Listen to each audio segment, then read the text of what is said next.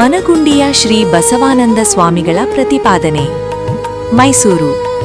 ಜಗತ್ತಿನಾದ್ಯಂತ ಕೋಟ್ಯಾಂತರ ಅಂಧರ ಬಾಳಿಗೆ ಅಕ್ಷರಜ್ಞಾನದ ದೀವಿಗೆ ಹಚ್ಚಿದ ಲೂಯಿ ಬ್ರೇಲ್ ಒಬ್ಬ ಮಹಾಜ್ಞಾನಿ. ಅವರು ನೀಡಿದ ಬ್ರೇಲ್ ಲಿಪಿ ಅಂಧರ ಪಾಲಿನ ಸಂಜೀವಿನಿಯಾಗಿದೆ ಎಂದು ಧಾರವಾಡ ಜಿಲ್ಲೆಯ ಮನಗುಂಡಿಯ ಶ್ರೀ ಬಸವಾನಂದ ಸ್ವಾಮಿಗಳು ಬಣ್ಣಿಸಿದರು. ದಿನಾಂಕ 4ರಂದು ಮೈಸೂರಿನಲ್ಲಿ ಆಯೋಜಿಸಲಾಗಿದ್ದ ಲೂಯಿ ಬ್ರೇಲ್ ಅವರ ಜನ್ಮದಿನೋತ್ಸವದ ಅಂಗವಾಗಿ ಹಮ್ಮಿಕೊಂಡಿದ್ದ ಕಾರ್ಯಕ್ರಮದಲ್ಲಿ ಶ್ರೀಗಳು ಪಾಲ್ಗೊಂಡು ಆಶೀರ್ವಚನ ನೀಡಿದರು.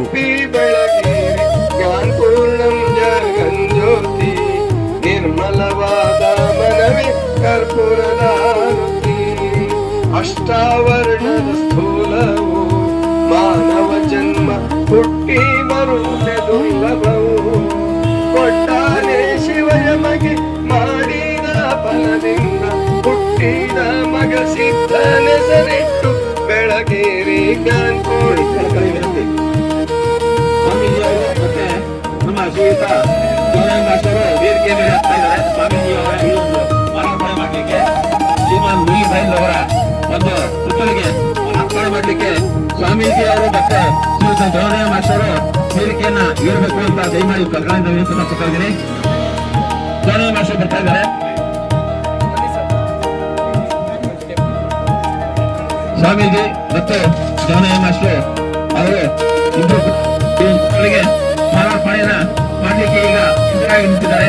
ಪೂಜಾ ಕಾರ್ಯಕ್ರಮ ಕೈಕಾರಿಗಳು ನಡೀತಾ ಇದ್ದಾರೆ. ಪೂಜಾ ಕಾರ್ಯಕ್ರಮ ನಡೀತಾ ಇದೆ. ಈಗ ದಯಮಾಡಿ ಯಾರು ಕೂಡ ಮೌನ ಸ್ವಲ್ಪ ಒಂದು 5 ನಿಮಿಷಗಳ ಕಾಲ ಮೌನವನ್ನು ವಹಿಸಬೇಕು. ದಯಮಾಡಿ ಯಾರು ಮಾತಾಡಬಾರ್ದು. ಪೂಜಾ ಕಾರ್ಯಕ್ರಮ ನಡೀತಾ ಇದೆ. ಶ್ರೀಮಾನ್ ಲೂಯಿ ಬ್ರೇಲ್ ಅವರ ಒಂದು ಪುತ್ಥಳಿಗೆ ಮಾರಾರ್ಪಣೆ ಮತ್ತು ಪೂಜಾ ಕಾರ್ಯಕ್ರಮಗಳು ನಡೀತಾ ಇದ್ದಾವೆ.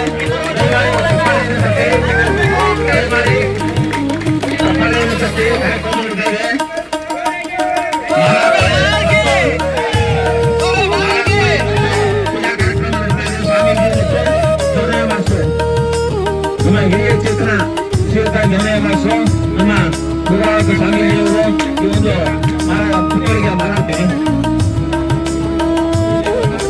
ದಯಮಾಡಿ ಆಗ್ತಾರೆ.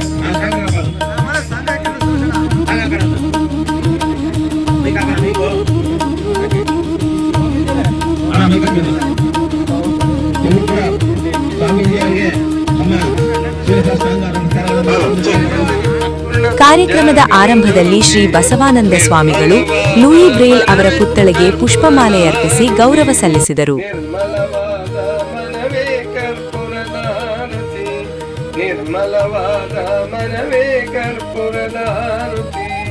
ಓಂ ಚೈತನ್ಯಂ ಶಾಶ್ವತಂ ಶಾಂತಂ ವ್ಯೋಮಾತೀತಂ ನಿರಂಜನಂ ನಾದಬಿಂದು ಕಳಾತೀತಂ ತಸ್ಮೈ ಶ್ರೀ ಗುರವೇ ನಮಃ.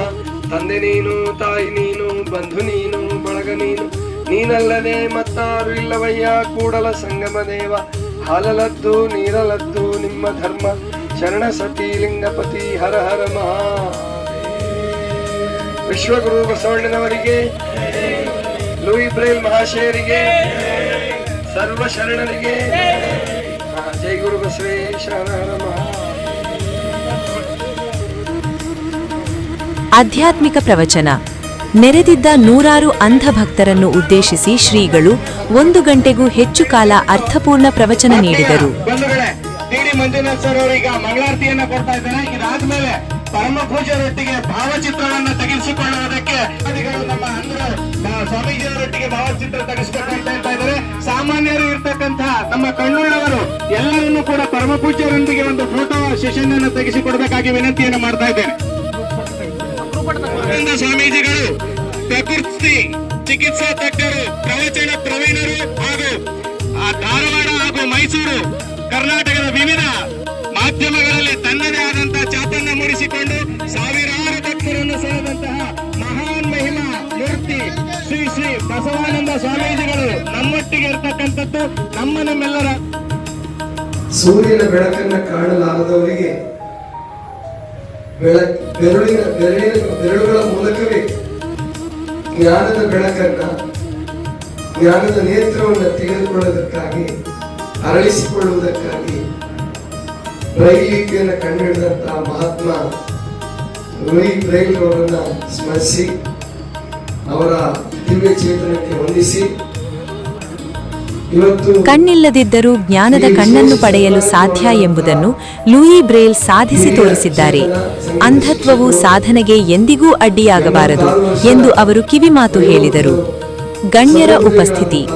ಕಾರ್ಯಕ್ರಮದಲ್ಲಿ ಮಹಿಳಾ ಮತ್ತು ಮಕ್ಕಳ ಅಭಿವೃದ್ಧಿ ಇಲಾಖೆಯ ಉಪನಿರ್ದೇಶಕರಾದ ಶ್ರೀ ಬಸವರಾಜ್, ಪ್ರಮುಖರಾದ ಎ ಸುರೇಶ್, ನಿರ್ಮಲಾ, ರಾಜಶ್ರೀ, ದಂತವೈದ್ಯರಾದ ಅನಿತಾ, ಮೀರಜ್ ಅಹ್ಮದ್, ಎಚ್ಎಸ್ ಬಲರಾಮ್, ಟೇಲರ್ ಆನಂದ್ ಹಾಗೂ ಸಿದ್ದರಾಜು ಉಪಸ್ಥಿತರಿದ್ದರು.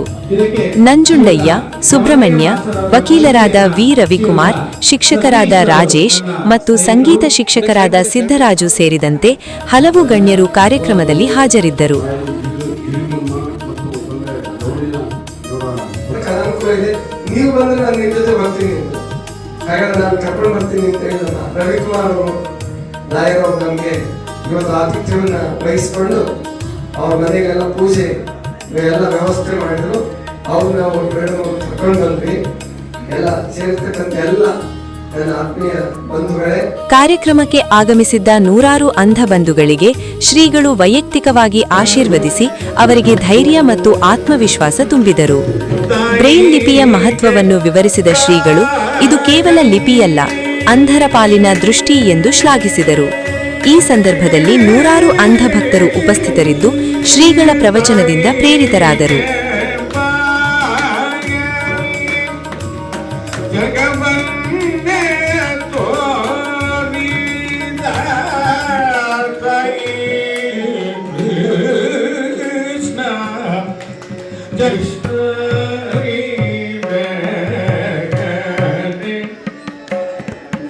Oh